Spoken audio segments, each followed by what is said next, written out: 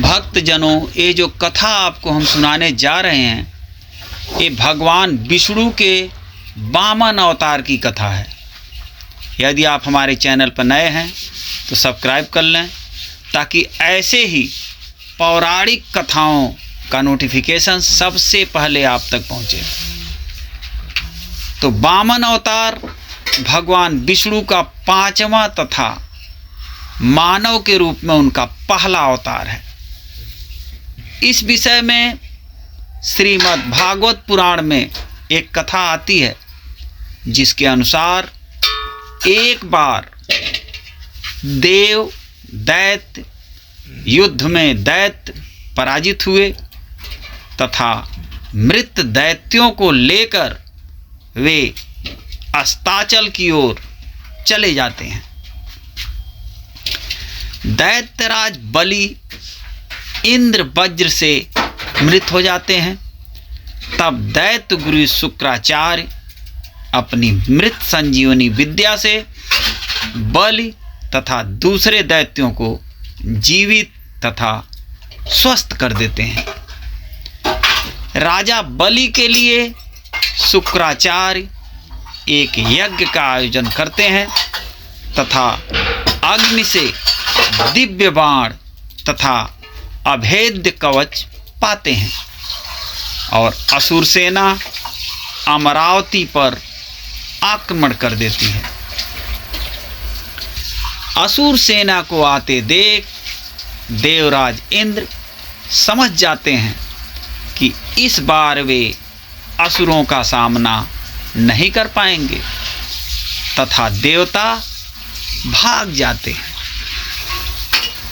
स्वर्ग दैत्यों की राजधानी बन जाता है।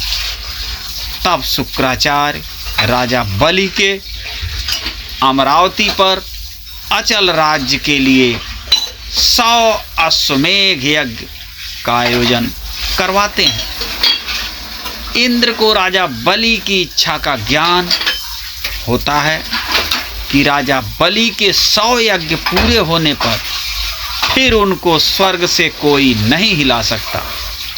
इसलिए इंद्र भगवान विष्णु की शरण में जाते हैं तथा भगवान विष्णु इंद्र को सहायता करने का आश्वासन देते हैं तथा भगवान विष्णु वामन रूप में अदिति के गर्भ से उत्पन्न होने का वचन देते हैं। इधर कश्यप जी के कहने पर माता अदिति पयोव्रत का अनुष्ठान करती है, जो कि पुत्र प्राप्ति के लिए होता है। तब भाद्रपद मास की शुक्ल पक्ष की द्वादशी के दिन प्रभु माता अदिति के गर्भ से प्रकट हो अवतार लेते हैं तथा ब्रह्मचारी ब्राह्मण का रूप धारण करते हैं। महर्षि कश्यप ऋषियों के साथ उनका उपनयन संस्कार करते हैं। वामन बटुक को महर्षि पुलक जी यज्ञोपवीत, अगस्त जी ने मृगचर्म, मरीच जी ने पलाश दंड, सूर्य जी ने छत्र, भृगु जी ने खड़ाऊं, सरस्वती जी ने रुद्राक्ष माला तथा कुबेर जी ने भिक्षा पात्र दिए। तत्पश्चात भगवान वामन पिता की आज्ञा लेकर बलि के पास जाते हैं। उस समय राजा बलि नर्मदा नदी के तट पर अंतिम यज्ञ कर रहे होते हैं। वामन अवतारी श्री विष्णु राजा बलि के पास पहुंच जाते हैं। राजा बलि वामन जी को देखकर पूछते हैं कि आप कौन हैं? तब वामन जी उत्तर देते हैं कि हम ब्राह्मण हैं। फिर बलि ने पूछा कि यहाँ आने से पहले तुम्हारा कहाँ वास रहा है? यह सुनकर वामन जी ने उत्तर दिया कि जो संपूर्ण ब्रह्म सृष्टि है वही हमारा निवास है। यह सुनकर राजा बलि ने सोचा कि जैसे सब लोग सृष्टि में रहते हैं वैसे ही यह ब्राह्मण भी रहता है। अनंतर राजा बलि ने पूछा कि तुम्हारा नाथ कौन है? तब वामन जी ने उत्तर दिया कि हम सबके नाथ हैं तथा हमारा कोई नाथ नहीं है। राजा बलि ने सोचा कि इसके माता पिता आदि रक्षक छोटेपन में ही नष्ट हो गए हैं। तब बलि ने प्रश्न किया कि तुम्हारे पिता कौन हैं? वामन जी ने उत्तर दिया कि पिता का स्मरण नहीं करते, अर्थात हमारा कोई पिता नहीं है, हम ही सबके पिता हैं। बलि ने सोचा कि यह कहता है कि छोटेपन से पिता न होने के कारण पिता का स्मरण नहीं है। राजा बलि ने कहा कि तुम क्या चाहते हो? वामन जी ने उत्तर दिया, भिक्षा में 3 पग पृथ्वी। तब बलि ने कहा कि हे ब्राह्मण, ये तो थोड़ी है। वामन जी ने उत्तर दिया कि इतने से हम तीनों लोकों की भावना करते हैं, अर्थात हम 3 पग में ही त्रिलोकी नाप लेंगे। राजा बलि ने समझा कि यह ब्राह्मण कहता है कि 3 पग भूमि ही हमको तीनों लोक है। यह बड़ा संतोषी ब्राह्मण है।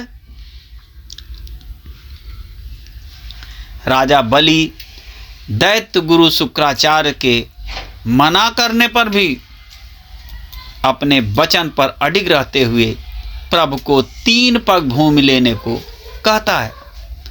वामन जी 1 पग में सभी लोग तथा दूसरे पग में पूरी पृथ्वी को नाप लेते हैं। अब तीसरा पग रखने का कोई स्थान नहीं रह जाता। बलि के सामने संकट उत्पन्न हो जाता है कि यदि अपना वचन नहीं निभाया तो अधर्म होगा। इसलिए बलि अपना सिर आगे कर देता है और कहता है कि तीसरा पग आप मेरे सिर पर रख दीजिए। भगवान ठीक वैसा ही करते हैं तथा बलि को पाताल लोक में रहने का आदेश करते हैं। राजा बलि सहर्ष भगवान की आज्ञा को शिरोधार्य करता है।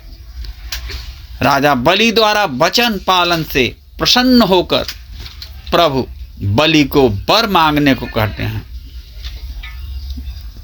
इस पर राजा बलि दिन रात भगवान को अपने पास पाताल लोक में रहने का वर मांगता है तथा भगवान विष्णु अपना वचन पालन करते हुए राजा बलि का द्वारपाल बनना स्वीकार करते हैं, जिन्हें फिर